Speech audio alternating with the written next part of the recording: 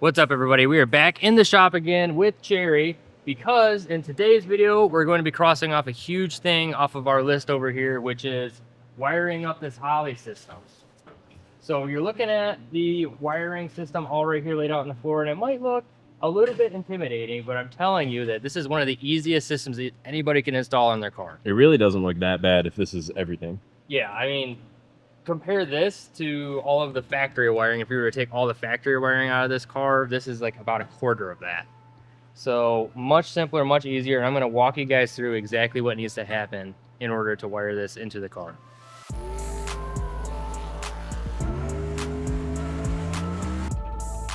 can't believe we're driving this thing.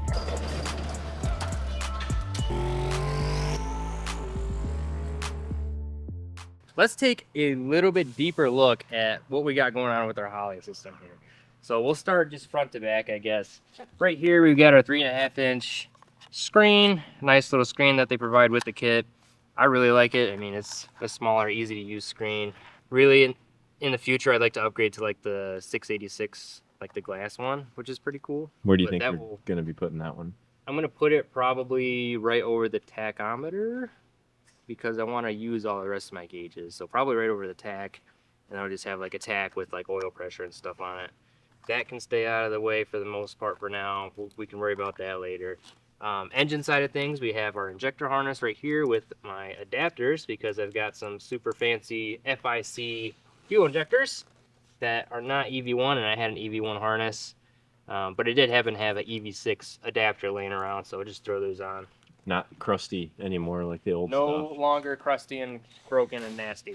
Then we got the meat and potatoes of everything. We got our main harness. So the main harness really is super simple and easy to install, because none of this stuff can plug into each other, except I guess, you know, like your pressure sensors are all the same, but they are labeled, so it's pretty straightforward. You get your map sensor, fuel pressure, oil pressure, coolant temperature.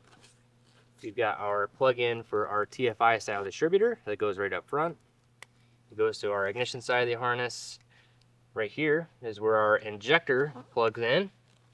And we've got two loose wires here.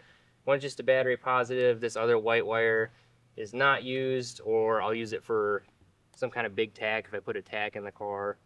Or if I try to get the factory tack working, we could probably use that. That'd be pretty cool. That might be kind of cool to use the factory tack. Then working our way down the harness, we've got some more loose wires here. This green wire goes to your fuel pump. Red with white is your switched ignition. Black is battery ground. Pretty self-explanatory there. Then we've got our power tap, just in case we want to add something that's, you know, ground, sensor ground, 5 volt. And that one's hot with the fuel pump.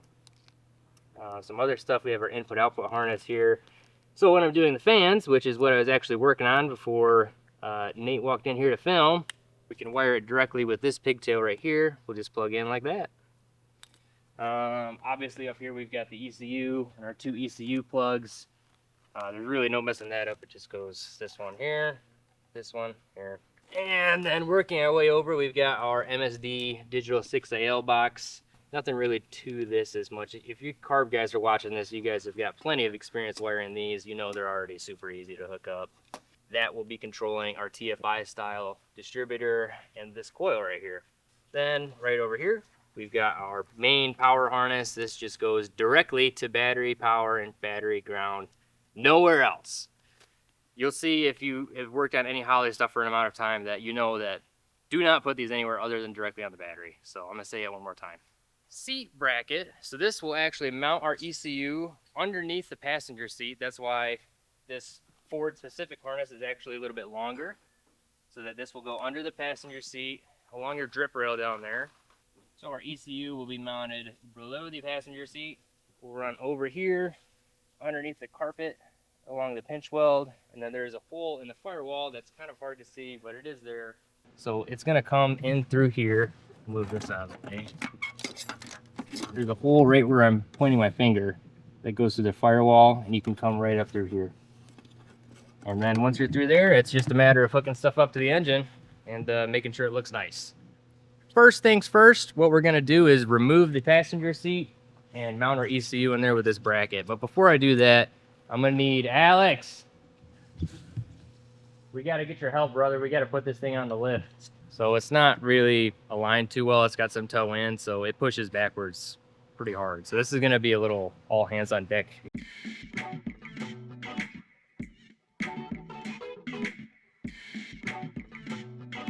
Okie dokie, so we've got our ECU now firmly mounted to our bracket. We can go ahead and this goes right like so. It's like it was meant to be like It's that. almost like it was designed to go like that.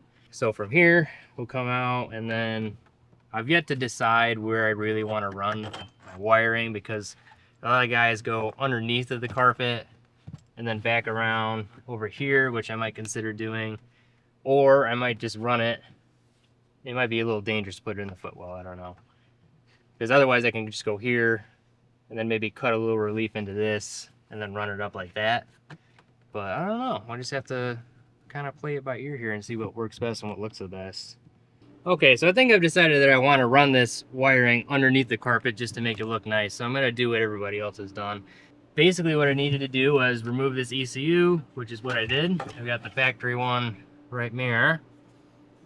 Take that, move that out of the way so you can get in there. And then we're left with our factory ECU harness, which is not going to be used. We're just going to leave it in there. And then I've got some of my other stuff, which goes to my lights, my blinkers, and stuff like that, that I'm going to have to keep that harness in there, because I'll show you over here on this side. It's kind of tricky because it's pretty tight in there to run the whole main harness through there. So let's look at that real quick and show you what I'm going to do there. So this is our grommet with our main engine side harness, or engine compartment harness, I should say. And I'm not using the factory ECU or the factory engine harness, but it doesn't really matter because my lighting, my blinkers, stuff like that also runs through this harness. So I can't just cut it off and get rid of it. And what I'm going to have to do is I'm going to have to very gently cut open the inside of this grommet so that I can move this wiring up, and then hopefully just be able to slip my main harness right through here. We'll just have to see though. Hopefully I don't have to make a brand new one, but if we got to do that, is what we got to do. Whatever you need to do to run it through here, that's what you got to do.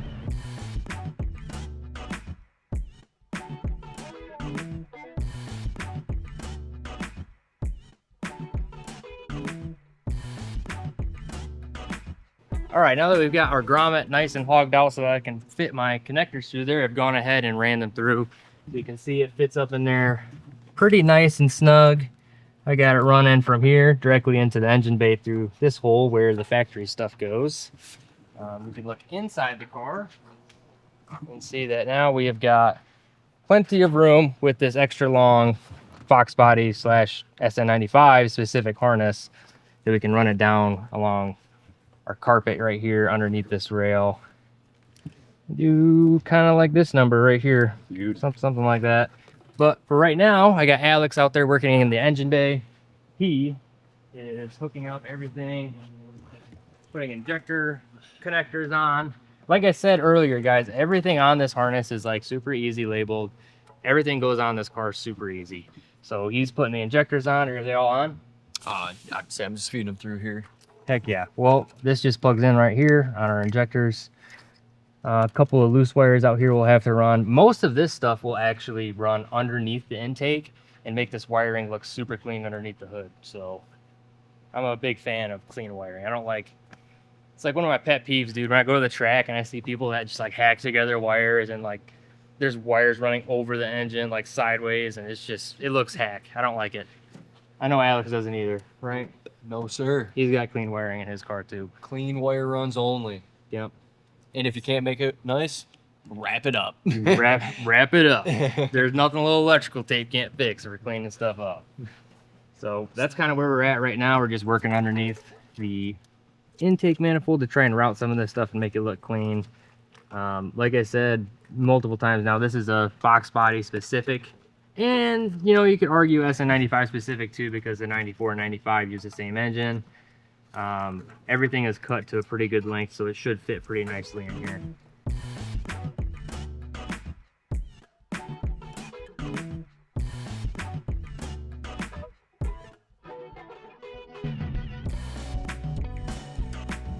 All right, quick note, guys, while I'm out here before I put this power harness on. Alex is in the engine bay right now putting our oil pressure sensor in. And I wanted to make a quick note for you guys when you're making your sensors and putting them where you want them to be. When you're mounting sensors like this, it's best not to mount these directly to the engine, because inside of this sensor is a little crystal diaphragm that can break if it's hard mounted to the engine, because the harmonics of the engine will actually destroy the sensor. So what you want to do is you always want to make sure you have these sensors with some kind of line, or just make sure they're not hard mounted directly to the engine block like what this oil pressure sensor would normally be. So Alex is going to go ahead and put this on there with this little push lock line, and then we'll hide that kind of back underneath the intake manifold, our extra slack, and we'll be well on our way to getting this thing fully wired. Inside of the car now, we can see that we got our main harness has been nice and hidden in here underneath the carpet, ran nice and got lots of slack in here, so we're not pinching things off. We can still move the wiring harness inside where it is, so it's not being crimped or anything stupid like that. So we do not want any pinched wires in here. That's going to be a nightmare to try and find at the track. So everything is nice and good, ready to roll as far as mounting the harness in here. I've got my ECU mounted temporarily. We're not going to put the passenger seat in until we're done wiring, just so I got enough room. And right at this very moment, I'm getting ready to hook up our power harness. Ooh. Ooh, all the power. Right like there.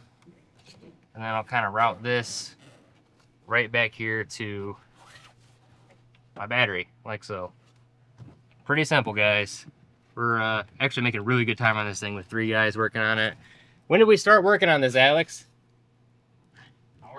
Like an hour ago, and we're already most of the way finished. It's gonna be doing little stupid stuff like my ignition switch, and the fuel pump wire will run down through there, and some of the other loose wires, and really that's it, guys. So like I said, super simple process to install these kits, especially when it's already been designed for a car that's like this. So I've covered this in past videos, but the SN95 it's basically the same thing as a Fox body, especially the 94 and 95 when it came with the 5.0.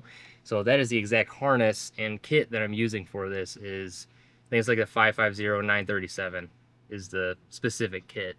If you guys are interested in one of those, hit me up. You can call me at the shop, and we sell Terminator X. We are a big Holly dealer here. So if you're interested in something like that, number is 231-747-7520. Is that your personal number? No. Okay.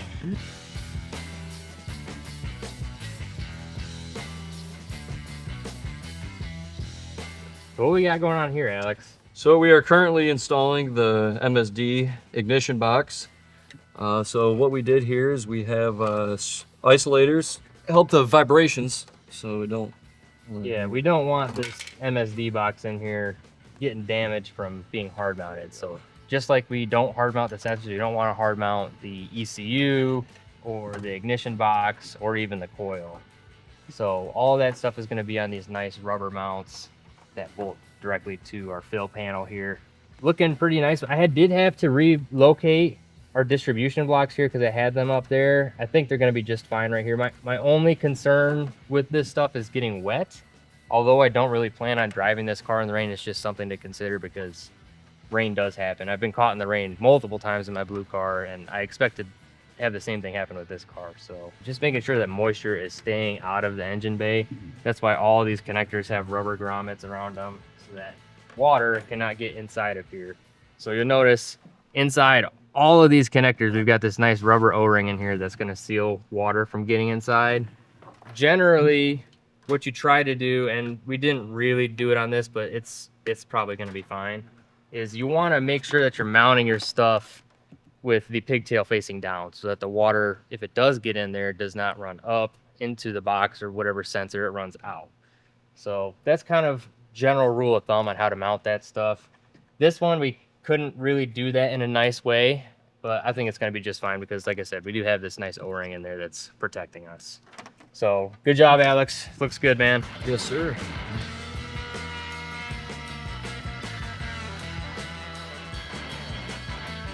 All right, now we've basically got everything in the engine bay tied up. We've got our wiring ran, we've got our ECU mounted. I got my power line mounted, I got my inline fuse also mounted. Right back to the battery right here. And right now what I'm working on inside of the car is my switches. So I'm gonna run 2 auxiliary switches outside of the ignition switch. That's going to be my key on for the Holly, and then my water pump and my fans. So I still want to try and use an electric water pump on it. If you guys remember the engine dyno, remember that the water pump does hit right on my blower pulley, on the lower blower pulley. So I'm thinking about maybe hitting up the boys over there at Torque Storm to have a smaller pulley made for it if they don't already have a smaller pulley. That way I can run my electric water pump on it and have control over that, because generally on race car stuff I like to have an electric water pump so that I can have the engine cycling water, cool water from the radiator while the engine's not running, so that way I can cool it down fast in the pits. That's kind of what I'm working on right now. I've got my super fancy LED AutoZone special switch right here that I'm going to be mounting to a little switch panel that I'm going to have to make out of carbon fiber. And on top of making that switch panel, I also am contemplating right now doing some kind of center console deal made out of carbon fiber as well, because I have a bunch of this extra carbon fiber panels laying around.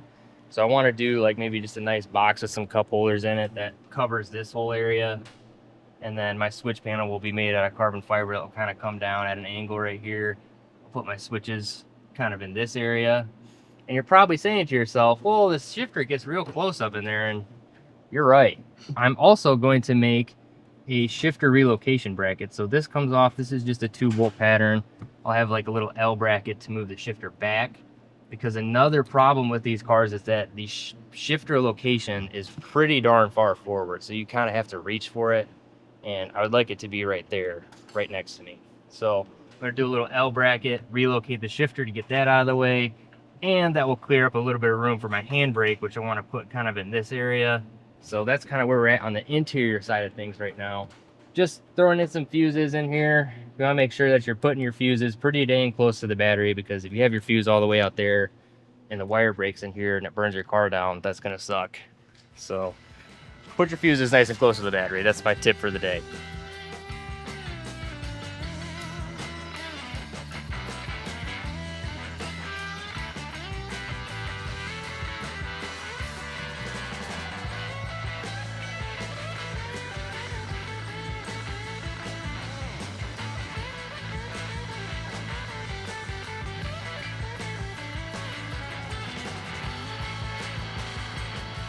Back in the engine bay, because now I'm to the point where I can make my panel. But before I make my switch panel, we need to get in here and start hooking some of this stuff up. So the injectors are all plugged in, the distributor is plugged in and ran.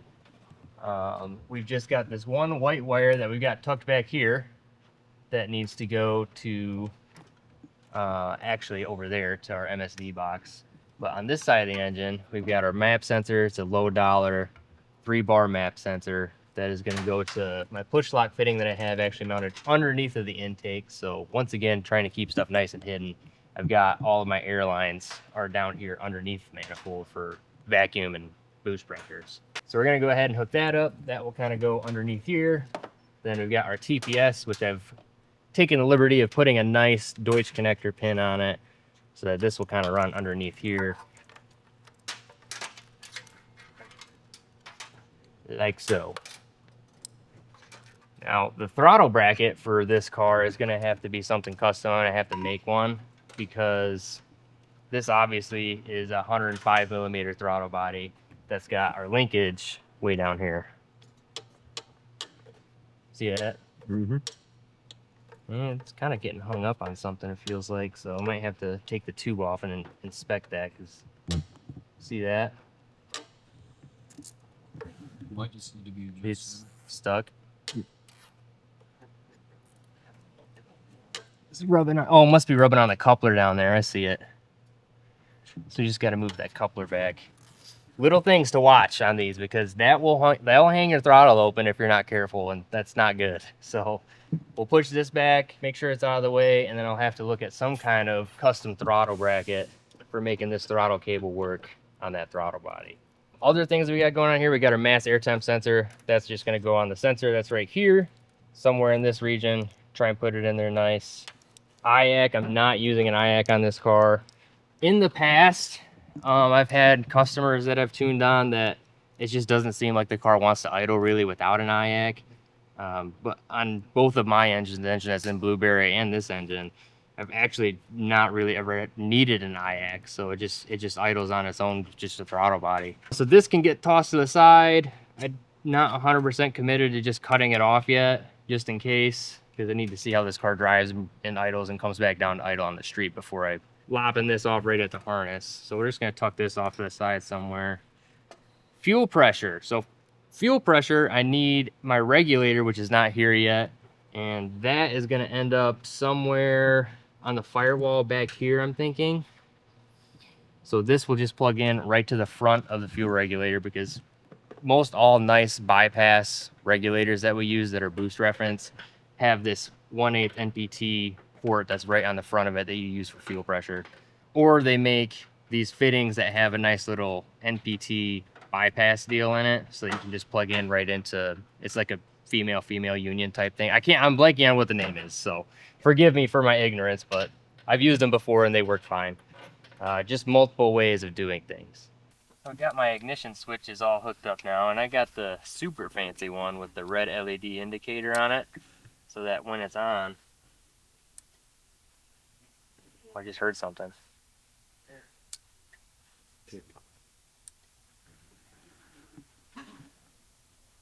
That's really weird because the battery, oh, I guess the ECU is connected to the battery. Did the ECU turn it on?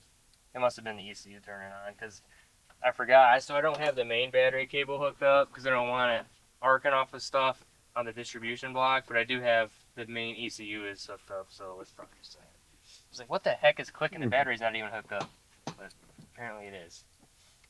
So we'll have this. This will kind of sit back in here once I make my carbon fiber switch panel. That will kind of bend down, like have a little angle to it maybe. And switch on. Then this one right here, I am going to kind of do this the somewhat lazy way, because I'm going to run my water pump and my fan off of the same switch. So you switch it on, it'll be water pump and fan are on. And I do that because it's like, really, if you're going to be running the water pump, you're probably going to be running the fan as well.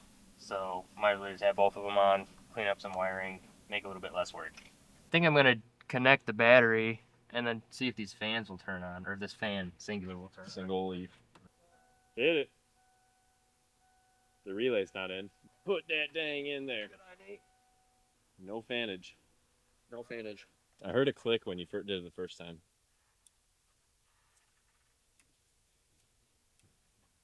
So you're testing, see what's coming out. Anything? 12, 11. 12, 11. Okay, so it's working. Might have just had a blown fuse. It might have just had a blown fuse. Let me go. Yeah, I'd say turn the power off, we'll plug her in. We got a fan. Oh, blowing some. It's going the right way, too. That's a win. So let's take a tally of what we got working so far in the car. We got ECU, we had that turning on. Fans turning on. Dome lights on. It dings.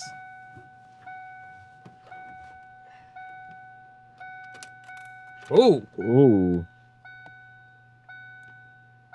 I think them two wires down there just touched each other. I saw it spark right there. No bueno. It's all smushed right there.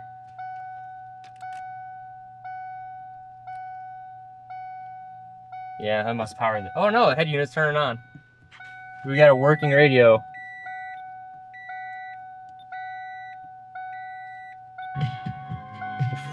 And we're copyrighted. Stop! The lights should be working. Are the lights working? Oh, yeah, they are. This thing's a street car. So all the lights are working. Brake lights aren't working just because I don't have the switch hooked up down there, but that's no biggie. I don't even know what this wire was. This is some kind of aftermarket wire that had been run in there.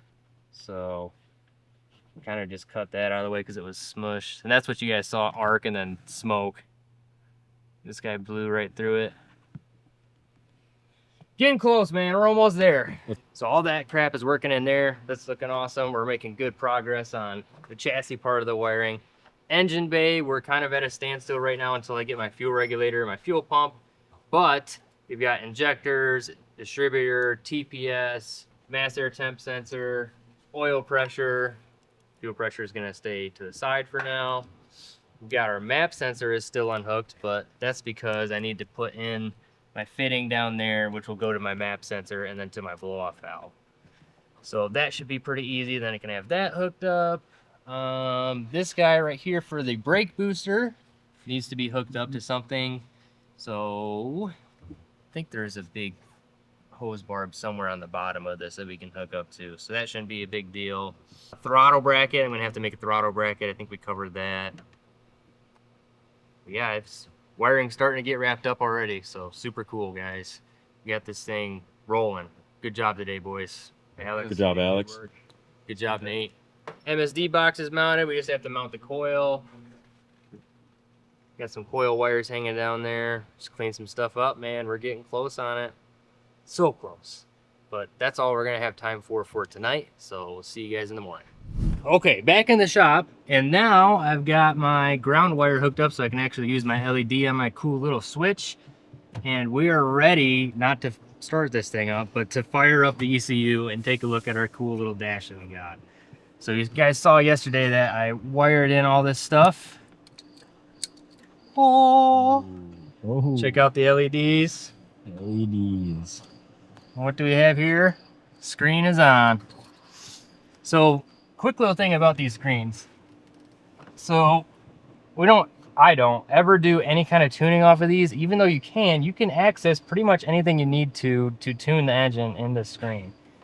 Don't do it like that though. Just if you have one of these, I can't recommend to you enough to just go download the software onto your laptop and hook up to the laptop. It's just much better that way. The only thing that I use this for is, so I got a nice little gauge right here. So these are all configurable. You can see you got a bunch of different options in here. Sensors. More than likely, I'm just going to have a big tack and maybe oil pressure on there. Probably not much else. So we've got this thing all ready to go, basically. So once I get my fuel pressure regulator and I get my fuel pressure pump, then we can actually work on getting this thing started, man. I'm excited. What do you think, Nate? It's gonna be sweet. Can't wait to hear what these long tube headers sound like. Well, yeah, you don't have an exhaust built, do you? I don't have an exhaust built yet, but we're gonna be working on it. Also, quick side note, you guys saw in the last video that my headers were hanging super low. Check this out. We have got these oil pan savers from UPR. Super Billy bad boy. It matches my K member too. And what this does is this will actually bolt right down here to our K member. Somehow I'm just holding it wrong. How do these bolt to the K? I must have the wrong side, that's why. Well, anyways, these will bolt to the K member and not only save my oil pan, but save my headers. They are hanging pretty low still, so one thing I am considering doing is actually figuring out a way to bend this up a little bit, because the passenger side is fine. The passenger side really doesn't hang that low. It's just this driver's side. So I'm going to try and fix that by bending it up a little bit, maybe putting in a press or something, or jack on, I don't know.